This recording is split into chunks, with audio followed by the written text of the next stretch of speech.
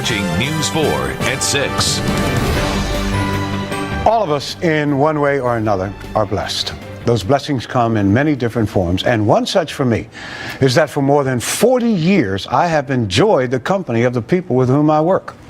For 30 years, one of the people I looked forward to seeing every day was Bob Bryant. I'm not kidding. Even on a bad day, Bob's passion for his work was inspiring. I don't know too many people who love their job as Bob Bryant did. Most of you who've been around a while have come to know Bob as dedicated, dependable, and delightful, and he certainly is all those things, but so much more.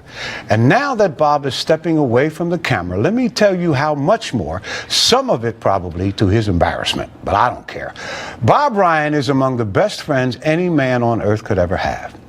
27 years ago, when a cocaine addiction almost killed me, Bob Bryant not only never judged me, he was as supportive and helpful as any man could be. Years ago, when my wife was laid up after breaking her back, Bob and his wife, Olga, invited me and my son to their house for Thanksgiving dinner. Really not so much to feed us as to see to it that we took a meal back home to Kathy.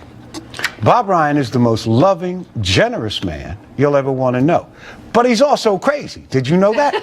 One day years ago, in the middle of a snowstorm, he comes in my office and says, "Let's go sledding." So we did. We found some sleds somewhere, went over to Battery Kimball Park, and carried on like two not-so-little kids. We had a ball. He's also the consummate professional.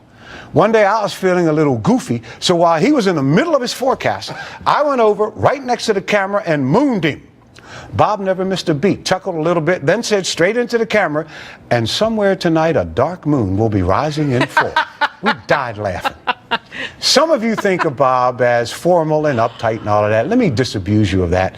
Bob Bryant can get down. Bob Bryant can boogie. Do not mess with him on a dance floor, because he will embarrass you.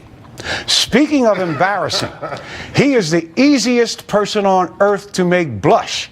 For years, Doreen would say stuff just to watch Bob's face turn as red as his hair, which, by the way, is all his. That ain't no rug.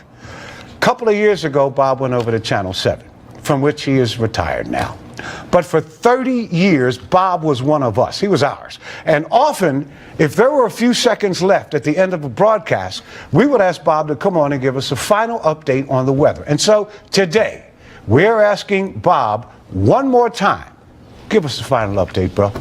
Thank you so much. That's all right. My goodness. You're blushing, Bob. I am. But one thing you forgot to mention about the sledding. What's that? You did not take the rust off the runners of your sled. And did it on my face. Vance and I went down the hill. Your sled stopped, and you went down the hill. Right into the See, snow. I remember these things. Right. And I want to thank. It's just been so much fun. The years here in Washington, and especially the years here, and the years across. And I did, move over to Digital Bob. Mm-hmm. And I must say, I got a tweet. 30. Go ahead.